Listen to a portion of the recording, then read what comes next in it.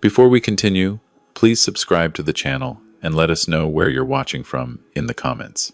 The HVAC technician stepped out of my basement with his face pale and his hands not quite steady, and he said the 9 words that changed everything I thought I knew about my own family. "Sir, you cannot light anything in this house tonight." He swallowed once, looked at me with the careful expression of a man deciding how much to say.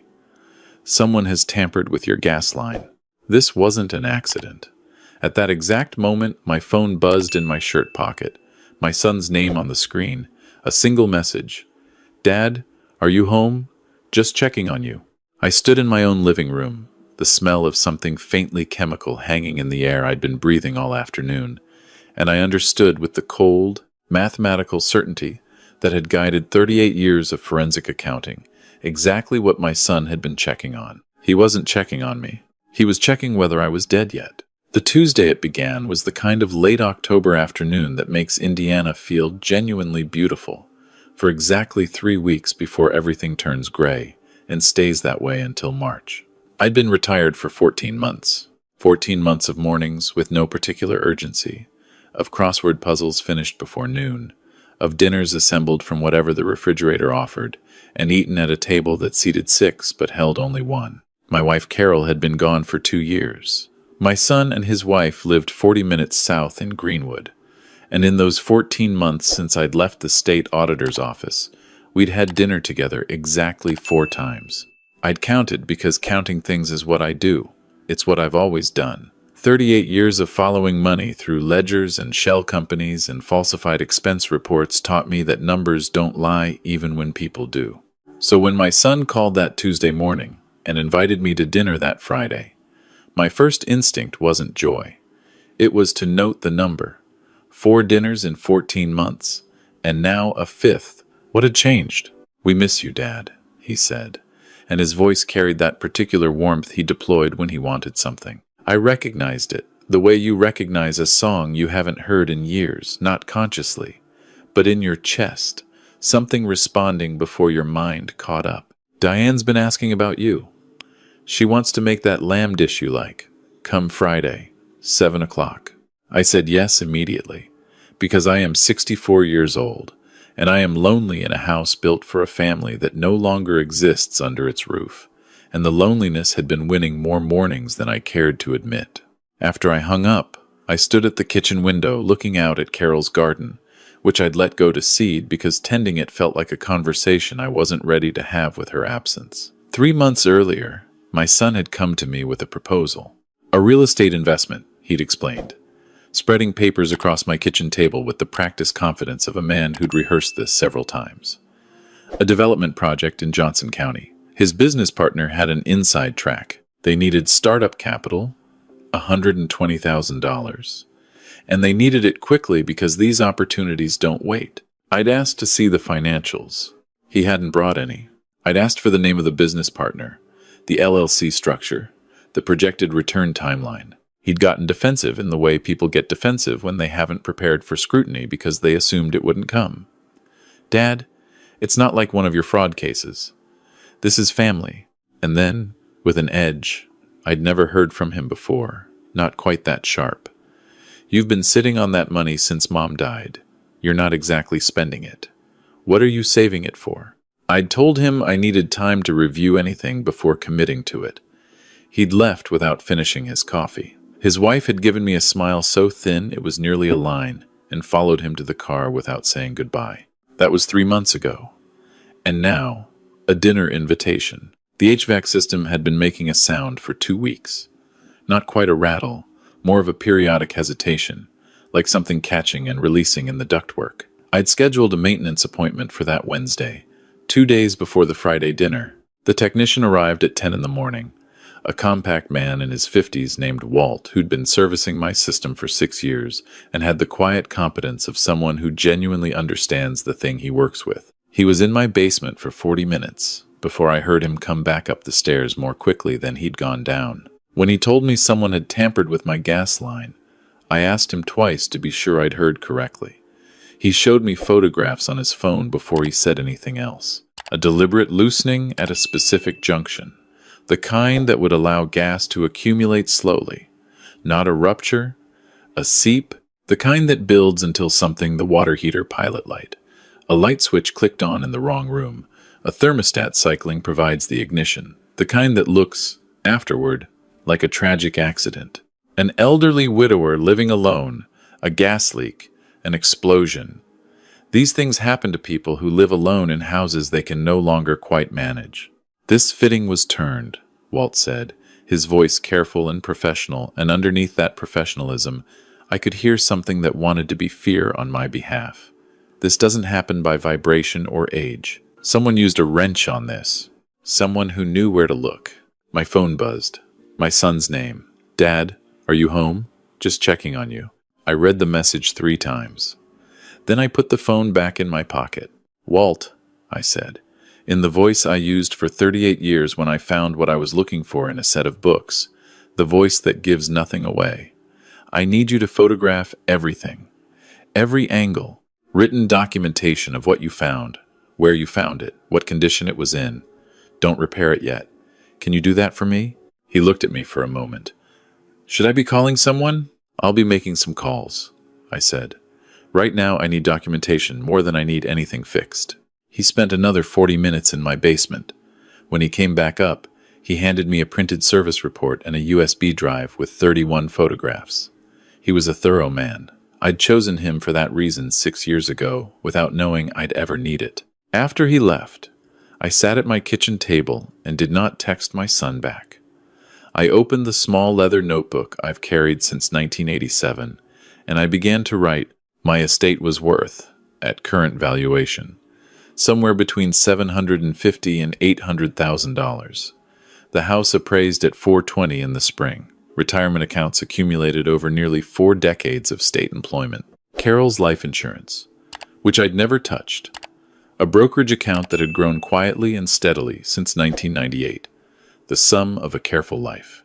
My son was the sole beneficiary of all of it. 3 months ago, he'd wanted $120,000. I'd said no. 10 days before this Tuesday, I'd received a call from my financial institution about an irregular login attempt on my accounts. Someone using my credentials from an unfamiliar device.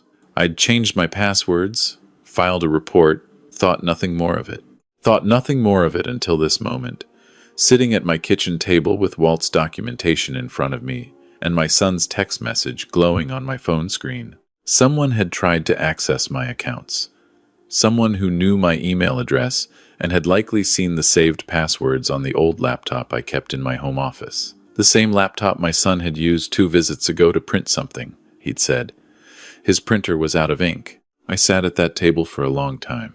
The furnace did not run because Walt had shut off the gas at the main before he left. The house was quiet and getting cool. I let it get cool.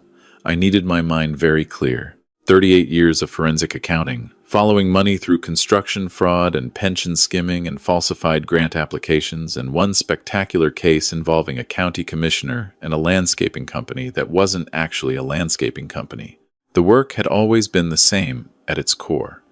Remove the emotion, follow the evidence, build the picture from what the numbers show rather than what anyone tells you they mean. My son had motive. He had access.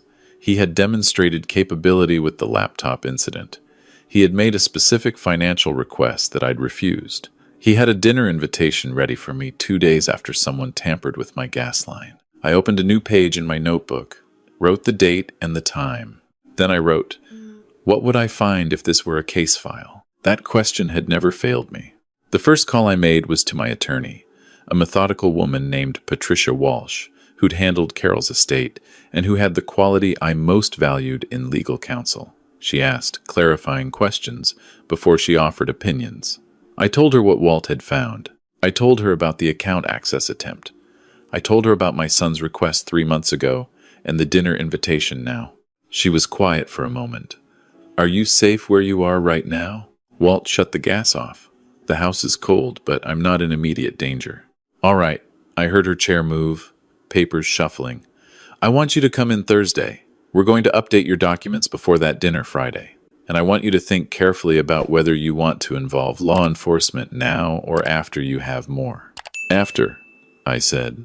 Right now, I have one piece of evidence, and a pattern that requires more documentation to support it. A good defense attorney dismantles one piece of evidence without much effort. "You've been doing this longer than I've been practicing law," Patricia said. "I'm going to need that updated before Friday," I said. "Whatever happens at that dinner, I want it done first." She understood exactly what I meant. I texted my son back. "Yes, I'm home. Everything's fine. Just had some maintenance work done. Looking forward to Friday." His response came within 40 seconds. "Great. Diane's already planning the menu. It's going to be good, Dad. Really good." I set the phone down. Something about the enthusiasm in that message, the exclamation point, the repetition, it had the quality of relief. Like a man who'd been waiting for confirmation that his plan was still in motion. I spent Wednesday making preparations.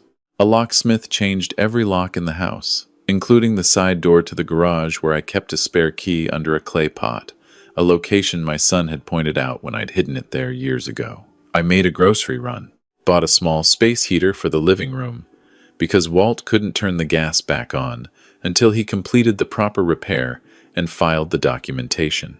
I called my insurance company about the account access attempt and formally reported it as suspected unauthorized access by a family member. That afternoon, my neighbor knocked on my door. Her name was Ruth, and we had been neighbors for 11 years without being more than the kind of neighbors who wave from driveways and exchange pleasantries about the weather. She was 61, a retired school principal with a directness I'd always appreciated without having occasion to encounter closely.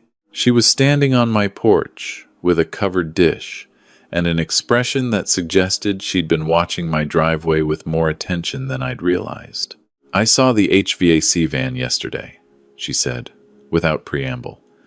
"And you haven't run your furnace since. In October. I just wanted to make sure nothing was wrong." There was something in the simple practicality of the gesture, a neighbor noticing, caring enough to knock that I hadn't expected to hit me the way it did. I invited her in. I offered her coffee. I found myself telling her what Walt had found. She listened the way a person listens when they've processed difficult information about their own family before, with recognition rather than shock. "My brother tried to have me removed as executor of my mother's estate," she said when I finished. "When I wouldn't sign over her assets before the estate was settled. He told everyone I was the problem, that I was controlling, that I was acting against the family." She looked at her coffee cup. "Family can be the most dangerous kind of enemy, because you never see them building the case against you." We talked for 2 hours. When she left, she paused at the door. "I know this is none of my business," she said, "but don't go to that dinner without having someone know exactly where you are." "I'll call you when I leave and when I get home," I said. She nodded once, like we'd agreed on a reasonable safety protocol, which is essentially what we had done. Thursday morning, I was at Patricia Walsh's office at 9. She had the documents ready. My son's inheritance was reduced to $1, the reason stated in language chosen specifically for legal durability, for conduct contrary to the interests of the testator, circumstances of which are known to my son. The remaining estate went to a combination of the Indianapolis Children's Museum Foundation and a scholarship fund at the State University where I'd gotten my accounting degree. Patricia filed the updated will, sent copies to 2 separate secure locations, and we spent an hour discussing the legal landscape of what I was dealing with. "Gas line tampering with intent to cause death is first-degree murder in Indiana," she said. "If you can prove he did it." "I need the camera," I said. She connected me with a security consultant named Torres.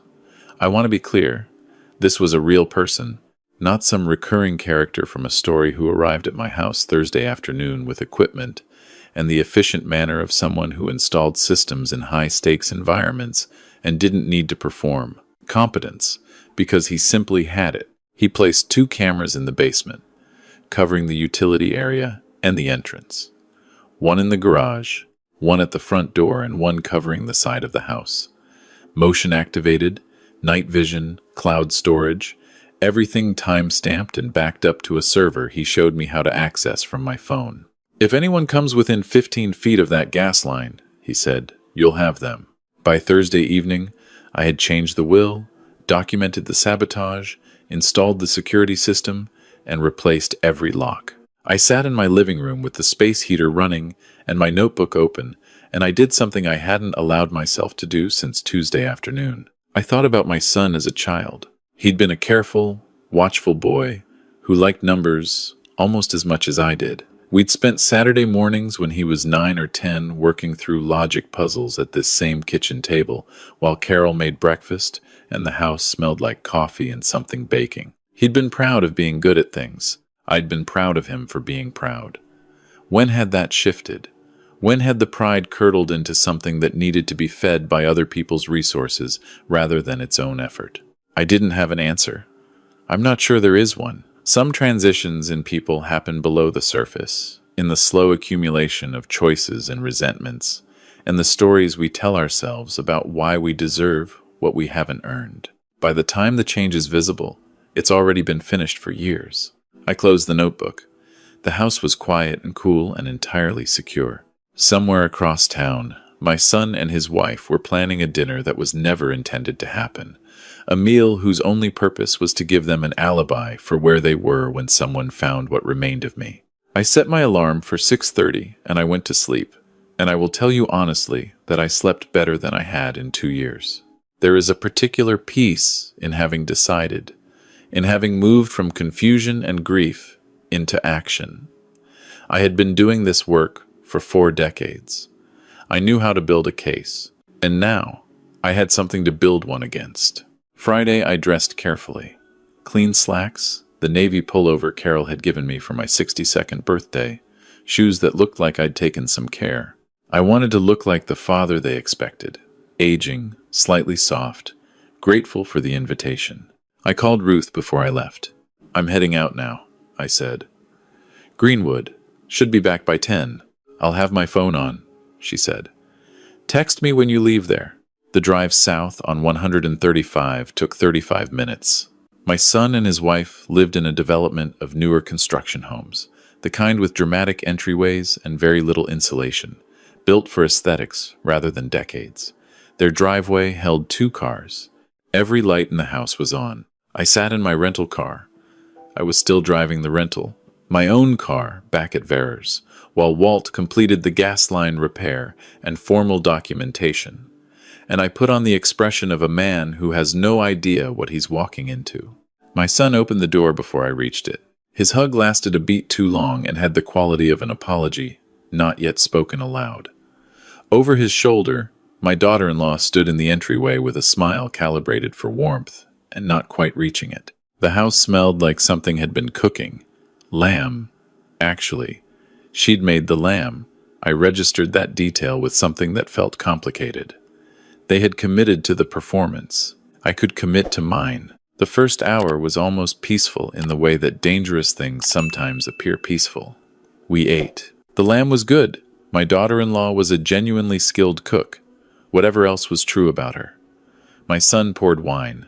We talked about nothing consequential. The neighborhood, a show they'd been watching, whether the Colts season was going to recover from its October slide. I played my part with 40 years of practice behind it. The slightly distracted retired man, grateful for the company, a little slower than he used to be. Midway through the meal, I said it.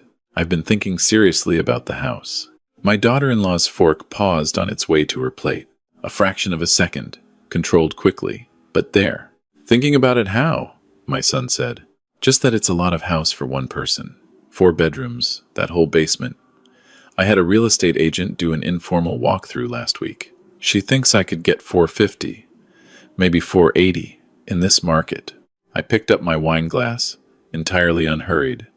I've been looking at some of those 55-plus communities. The one out near Carmel looks nice. They handle all the maintenance, pool, walking trails. The temperature in the room shifted. I felt it the way you feel a change in air pressure, not visible but physical. "Dad," my son set down his fork.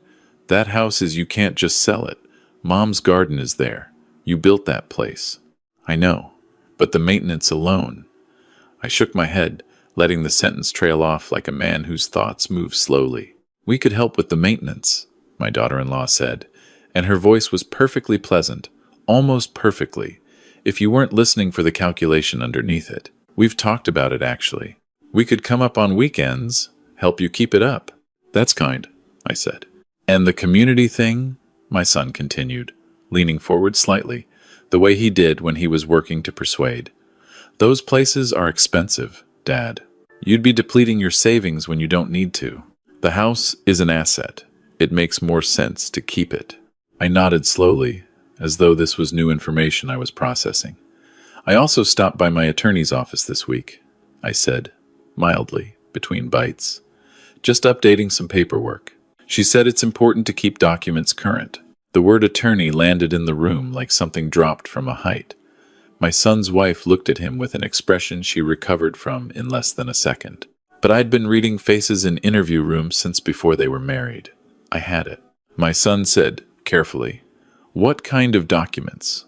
"Oh, the usual." I waved a hand. "Estate things. Will. Power of attorney. She likes to review everything every couple of years." At my age, I offered a mild smile. "You start thinking about these things." They were very good at the performance. I'll give them that. They steered the conversation back to lighter territory with practiced smoothness. But for the rest of the meal, there was a quality of distraction in both of them, a fraction of their attention always elsewhere, calculating, reassessing. When I stood to leave, claiming early fatigue and the drive back, my son hugged me again in the doorway. And then, pulling back, he said it, not even quite realizing he'd said it. I think, the way a person speaks when the inner conversation and the outer one briefly overlap. "It'll all work out, Dad," he said. And then, as long as everything goes the way it's supposed to. I looked at him. He heard it. I watched him hear what he'd said.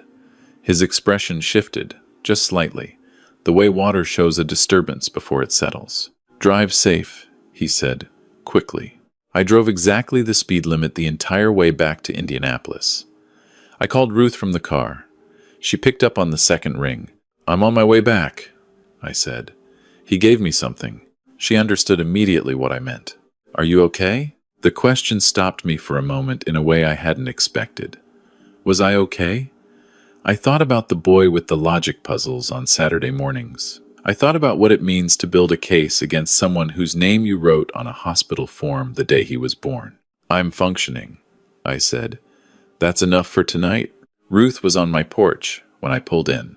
She had a thermos of tea she'd made at her own house, and she sat with me in my living room, and I told her all of it. The conversation, the dinner that felt like theater, the moment my son's real thoughts had briefly surfaced through the performance. "He actually said it," she said quietly. "Not directly enough for a conviction," I said, "but enough to know I'm not misreading this." She was quiet for a moment. The space heater hummed in the corner. "What happens now?" "We wait," I said. "I've made the changes. He knows something has shifted, even if he doesn't know what. The cameras are running. The new locks are in. He'll make another move." I looked at my phone, the security system feed showing my empty basement in infrared green. "When he does, I'll have everything I need." She reached over and took my hand. Not dramatically. Just the way you take someone's hand when they're carrying something heavy, and you can't take it from them, but you can at least stand close enough that they know they aren't alone. We sat like that for a long time, two people in their 60s, both of us having learned things about family that couldn't be unlearned, both of us choosing to remain functional in the aftermath of that knowledge. "Carol would have liked you," I said, eventually. She looked at me. I think I would have liked her. It was a small exchange, but something about it, about the fact that I'd said it and she'd received it without awkwardness or performance, settled something in my chest that had been unsettled for a long time. Saturday arrived with gray skies and the first real cold of the season. I pulled on my coat for the morning newspaper and stood on my porch for a moment watching the street wake up. Ruth's porch light was off, her car in the driveway. The ordinary, peaceful geometry of a neighborhood going about its ordinary Saturday. My phone showed no alerts from the security system. I spent the morning on the phone with a detective at the Indianapolis Metropolitan Police Department named Gaines, a methodical woman in her late 40s who listened to my account without interruption and asked 4 specific questions when I finished, all of them exactly the right questions. She reviewed Walt's documentation by email. She reviewed the account access report I'd filed. She confirmed that a report was now open. "The verbal statement from dinner," she said. "Not enough alone. You're right. But combined with the physical evidence of the tampering, the financial motive, the account access attempt, this is a picture, Mr. Marsh. We need the camera to complete it." "I expect it won't be long," I said. She gave me her direct number. "Call me the moment you have anything." Saturday evening, Ruth came over for dinner. I cooked this time nothing elaborate, pasta and a salad and a bottle of Montepulciano I'd been keeping for an occasion that kept not arriving. We ate at the kitchen table, Carol's good dishes because they were there and they were meant to be used, and we talked for 3 hours about things I hadn't talked about with anyone since Carol died. Her years as a principal, the cases that stayed with you, and the ones you had to let go. My early days in the auditor's office when I was 26, and convinced I was going to single-handedly eliminate government corruption in Indiana. The way grief sits differently in a house than it does in a person. How a house can absorb it into the walls and then return it to you on ordinary evenings, without warning. When she left, she stopped at the front door. "I'm glad Walt scheduled that maintenance appointment," she said. "I almost rescheduled it," I told her. The sound the system was making didn't seem urgent enough. She looked at me steadily. "But you didn't." "No," I said. "I didn't." She kissed my cheek, lightly, and walked the 4 houses down to her own. I stood in my doorway watching until her porch light came on. The security feed woke me at 3:47 Sunday morning. I was out of bed before I was fully conscious, phone already in my hand, the motion activation alert on the screen. I opened the live feed with hands that were steadier than they had any right to be at 3:47 inches the morning, with my heart making itself known against my ribs. The basement camera showed the side entrance door. I watched the handle move, watched the door push inward, the new lock holding for a long moment before something gave, not a key, something else, something that forced it slowly. A figure entered. Dark clothing, carrying a bag, moving with the specific confidence of someone who has been here before and knows the layout. My son walked directly to the utility area. He knew exactly where to go. He set down the bag, crouched beside the gas line junction, opened the bag. His face caught the infrared in profile, and in full face twice as he looked around the space, checking for presence he couldn't detect. He worked for 4 minutes. I watched every second of it, the security app recording to the cloud in real time, time-stamped, the footage clear enough that a court would have no difficulty with the identification. When he finished, he stood, looked around the basement one more time, and walked back out the way he'd come. I called Detective Gaines at 3:52 inches the morning. She answered on the 3rd ring. "I have it," I said. "Clear footage, 4+ minutes, his face visible, tampering with the same junction, Walt documented Wednesday." Her voice was sharp and awake immediately. "Send it to me right now. I'll have an arrest warrant within the hour." I forwarded the cloud footage, all of it, timestamps and metadata intact. Then I called Walt and left a message, asking him not to come until he heard from me. Then I turned on my bedside lamp and sat on the edge of my bed in the 4 a.m. stillness of my house and did something I'd been postponing for 5 days. I let myself feel it. Not the anger, not the professional satisfaction of a case completed. I let myself feel the specific grief of a man who taught his son to play chess at this kitchen table and read to him every night until the boy was old enough to tell him he was too old for that, and who is sitting now with the knowledge that this same person stood in his basement 40 minutes ago with tools in his hands, finishing what he'd started, trying to ensure a gas explosion that would look like an accident, trying to collect on a life he'd decided was worth more dead than alive. I sat with it for a long time. The house around me, quiet and intact, the bedroom where Carol and I had slept for 27 years, still carrying the particular quality of silence that belongs to a room where someone is no longer present. The notebook on the nightstand, with 5 days of evidence and analysis, and the cold, careful handwriting of a man keeping his professional self intact, while his personal self tried to process an incomprehensible betrayal. After a while, I picked up the phone and texted Ruth. "It's done." He came back. We have him on camera." Her response was immediate despite the hour. "Coming over." She arrived in 10 minutes, coat pulled over pajamas, her expression carrying the complicated mix of relief and sorrow that was exactly what the situation warranted. She sat beside me on the couch, and I told her what the footage showed, and she held my hand again, the same way as before, steady and present, and without trying to make it smaller than it was. "Are you going to be all right?" she asked. "Eventually," I said. "Right now, I'm just working on getting through this hour." She understood what that meant and didn't push it further. At 7:30 that morning, Detective Gaines called. He's in custody, arrested at his home at 6:15. Breaking and entering, tampering with a gas line, attempted murder. His wife is being questioned. We're working on establishing her involvement. I asked whether to expect anything from my daughter-in-law. "She's cooperating substantially with investigators," Gaines said, in the careful tone of someone communicating information between the lines. "I'll have more for you later today." I spent Sunday on the porch with Ruth, both of us in the heavy coats that October requires, watching the neighborhood move through its weekend rhythms.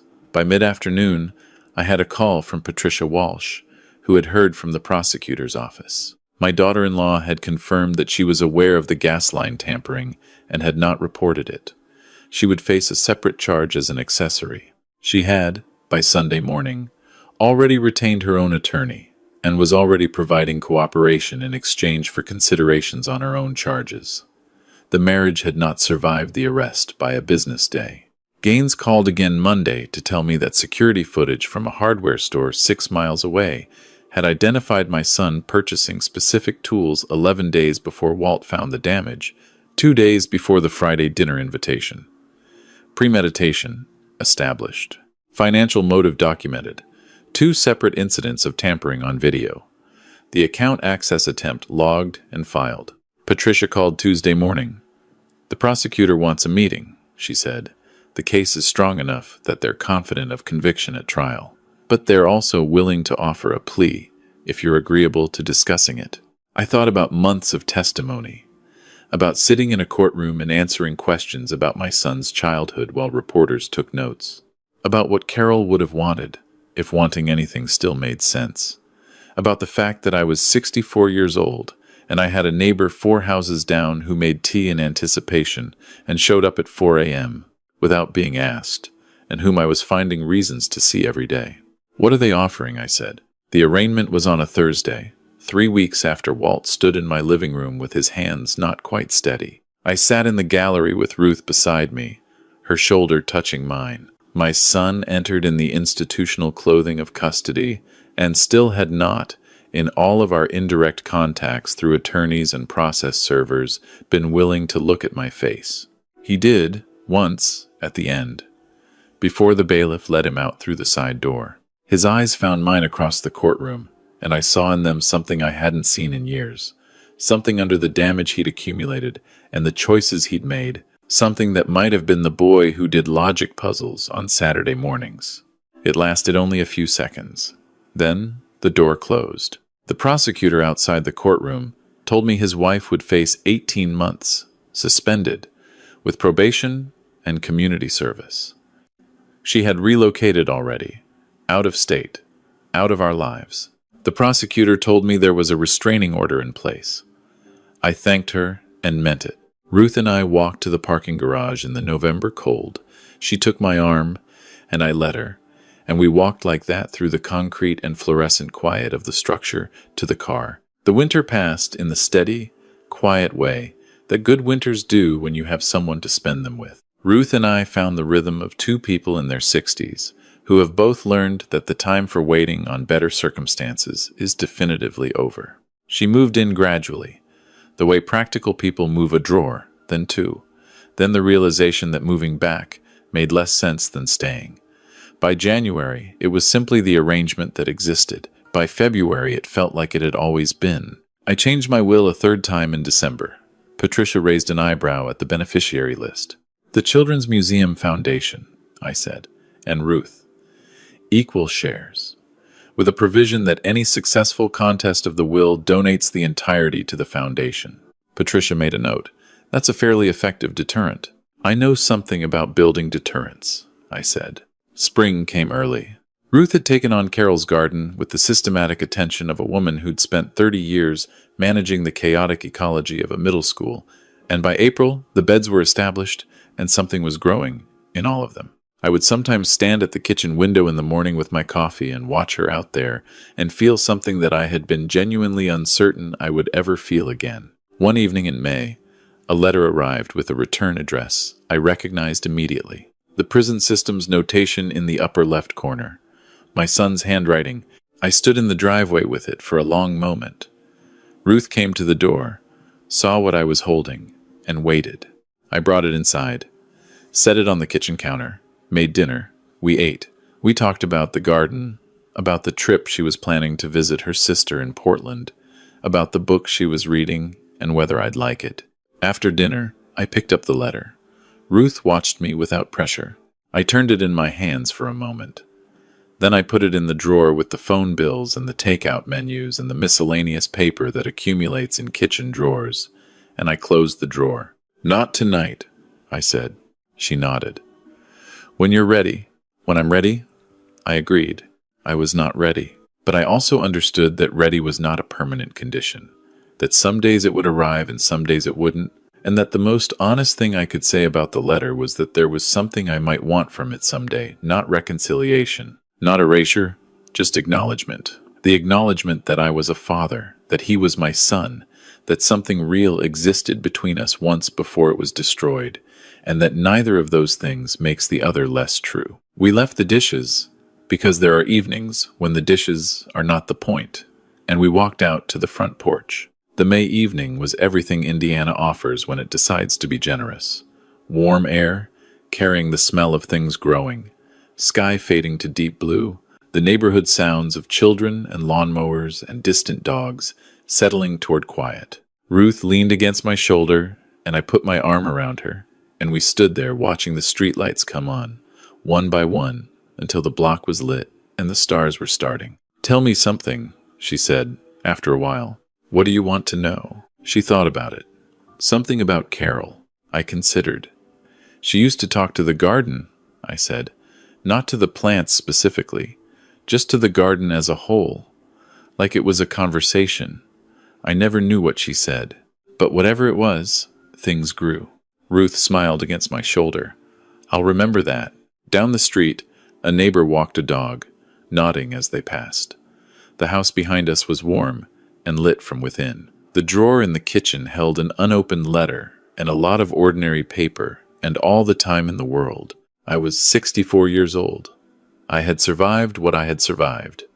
And out here in the early summer evening, I was beginning to understand that survival is not the end of the story. It's just the part where you find out what you actually intend to do with the life you kept. If you found this story meaningful, please like the video and subscribe to Eclipse Vengeance. Tell us where you're watching from in the comments below. To hear the next story, click the box on the left. Thank you for being here.